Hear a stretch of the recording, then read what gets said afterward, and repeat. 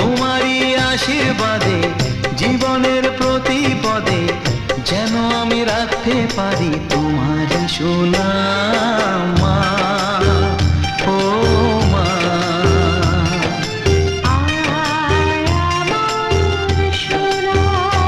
ও স্নেহের ছায়ায় ভালোবাসায় ঢেকে রাখে যে, অনেক জ্বালাশয় বুকে জড়িয়ে রাখে যে, তারই আঁচলে মুখ লুকিয়ে রেখে জীবন আমার কাটিয়ে দেব তোমায় দেখে মা।